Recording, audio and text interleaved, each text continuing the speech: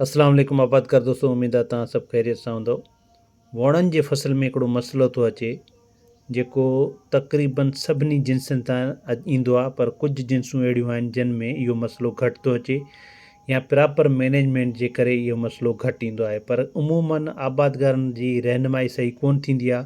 किथे असां जूं ग़लतियूं ॿुधाइण में ग़लतियूं करे वेंदा आहियूं, किथे असां जेको आहे सही नमूने सां जेका ॻाल्हि पिक करे कोन सघंदा आहियूं या उन्हनि जो इस्तेमालु सही कोन करे सघंदा आहियूं या आबादगारनि खे ॼाण न हूंदी आहे, त उन जे बारे में तव्हांखे ॿुधाईंदासीं त वणनि जी फसल में गुलबाटी जॾहिं किरंदी आहे त उन जा वजूहात छा आहिनि, उहो छो थींदो आहे, वणनि में फ्लावर शेडिंग छो थींदी आहे, ठीकु आहे, उन्हनि जा कहिड़ा तहफ़ुज़ात आहिनि, छा करणु घुरिजे जो इहे मसइला कोन ईंदा। इहे तमामु हिकिड़ो अहम टॉपिक आहे। जॾहिं असां मतिलबु शुरूआति मां जेकॾहिं ख़र्चु सुठो कयूं था, ज़मीन जी तयारी खां वेंदे मतिलबु वण अचनि था 70-80 ॾींहंनि जे मरहले में हूंदा आहिनि, त वणनि में जेकर गुलबाटी या मतिलबु गोगड़ो ठाहिण जो मरहल हूंदो आहे या 60 ॾींहंनि में जेके वैरायटी अलॻि अलॻि उन जो टाइम ड्यूरेशन हूंदो आहे। इन खां घटि बि थी सघनि था, इन खां बि वधीक ॾींहं बि थी सघनि था। सो मक़सदु ॻाल्हि जो चवणु आहे त उहे मसइला छो ईंदा आहिनि, शेडिंग छो थींदी आहे, असां एॾो नुक़सानु छो था खाऊं, इन्हनि ॻाल्हियुनि खे सम्झण जी कोशिशि कंदासीं। ऐं सभिनी खां पहिरियां त असां जेको आहे अहिड़ियूं जिन्सूं लॻाईंदासीं जंहिंखे जंहिंमें गर्मी पद बर्दाश्त करण जी कुवत हुजे। हाणे तव्हां ॾिसो पिया त असांजे मतिलबु जेको टेम्परेचर आहे 48 खां 50-51 ताईं बि रिकॉर्ड कयो वियो आहे मुख़्तलिफ़ डिस्ट्रिक्ट्स में।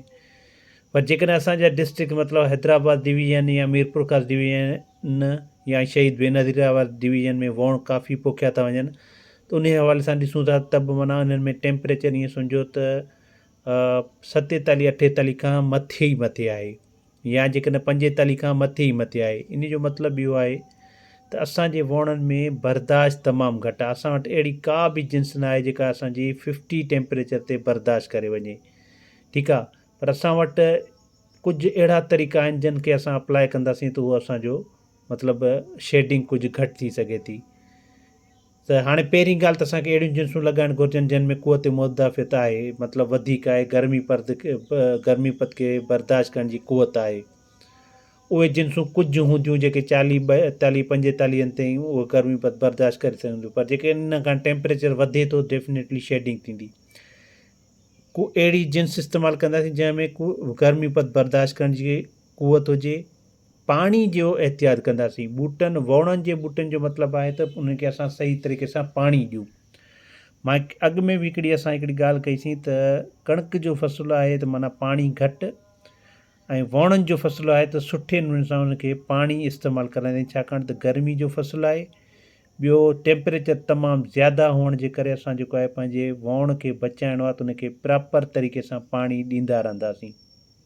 ईअं न आहे जो मिसाल सां मुसलसल ॾींदा रहंदासीं, पर जेकर जॾहिं बि असां को फर्टिलाइज़र या गुॾ दड़ कयूं था या असां उनखे हर ॾियारियूं था, ॿी का मैनेजमेंट कयूं था, त उन खां पोइ असां पाणी उनखे सुठे नमूने सां भरपूर ॾियारींदासीं।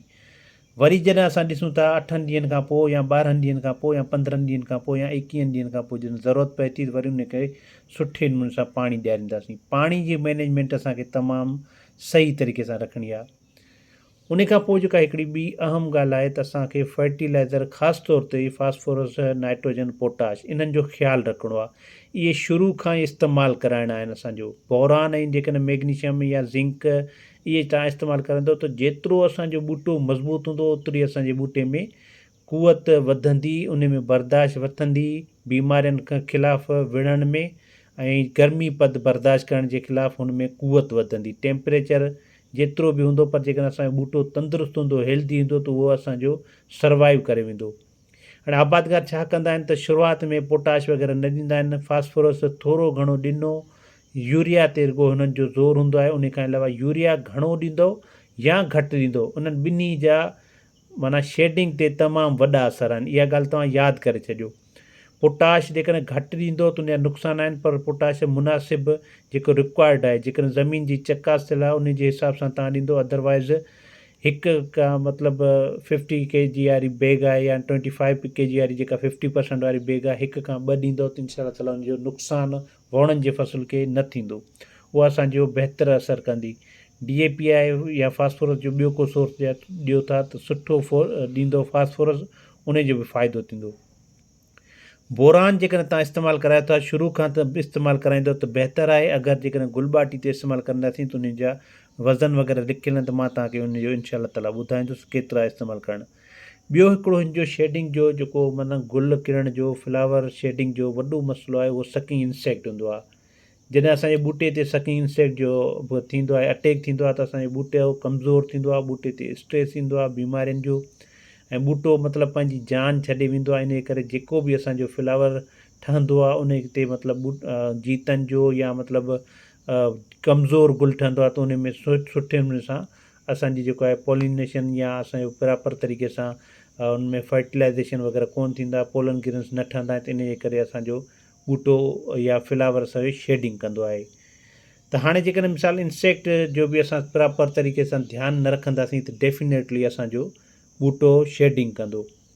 हाणे अचूं था त मेन ॻाल्हि जेका आबादगार मुसलसल पुछनि था त बोरान कॾहिं इस्तेमालु कयूं, बोरान जो मतिलबु इस्तेमाल जा फ़ाइदा कहिड़ा आहिनि, ऐं बोरान जो जेको आहे फ्लावरिंग स्टेज ते स्प्रे कयूं या छट कयूं या दाणेदार ॾियूं।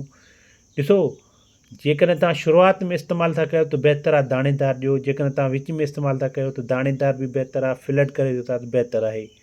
पर जेकॾहिं उन टाइम खां वरी 2 दफ़ा 3 दफ़ा तव्हां बोरान जो स्प्रे कराईंदो, मतिलबु फ्लावरिंग खां अॻु में जॾहिं गुल ठहण वारो हुजे या फ्लावरिंग जे गुल ठहे पियो थो निकिरी आयो आहे ॿाहिरि, उन टाइम ते स्प्रे कंदो प्रॉपर मिक़दार में, जेका 20% या 21% वारो बोरान आहे, या मतिलबु सुठी कंहिं रेपुटेड कंपनी जा, उन्हनि जो तव्हां जेको आहे 200 खां 250 या 150 खां 250 जे विच में ग्राम जेको आहे इस्तेमालु कराईंदो। बोरान छा कंदो आहे, पोलन ग्रेन्स खे ताक़त ॾींदो आहे, फर्टिलाइज़र जे अमल खे, फर्टिलाइज़ेशन जो जेको अमल थींदो आहे उनखे मतिलबु मज़बूत कंदो आहे, सक्सेसफुल कंदो आहे। असांजे गुल खे ताक़त मिलंदी आहे, थधि मिलंदी आहे, ऐं बोरान असांजे गुल खे किरण खां बचाईंदो आहे। इन जो बहितरीनु किरदारु आहे। मैग्नीशियम, बोरान ऐं मैग्नीशियम ॿिन्ही में सल्फर हूंदो आहे।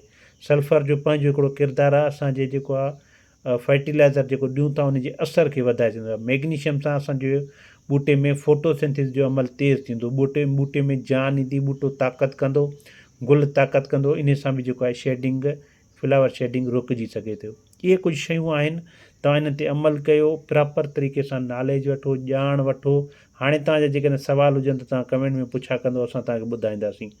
इहे शयूं तव्हां इस्तेमालु शुरू खां करणु कंदो त असांजो ॿूटो जेतिरो मज़बूत उथंदो, ओतिरो असांजो गर्मी खां, बीमारियुनि खां, या मतिलबु जेकॾहिं ॿियो को इंसेक्ट पेस्ट लॻे थो त उन खां जेको आहे उन जे ख़िलाफ़ु क़ुवत मुदाफ़ियत रखंदो। पर जेकॾहिं असांजे ॿूटे जी शुरूआति खां ख़िदमत न कंदासीं त असांजो ॿूटो ईअं ई मतिलबु जेको आहे अॻिते हली करे सर्वाइव न कंदो, ऐं असांखे तमामु घणो फ़ी एकड़ ते पैदावार में नुक़सानु थींदो। इनशा ताला उमेदु इहा आहे त हींअर जेको आहे असांजे मतिलबु वणनि जी जिते फुटियूं लही वियूं आहिनि उते रेट सुठो आहे।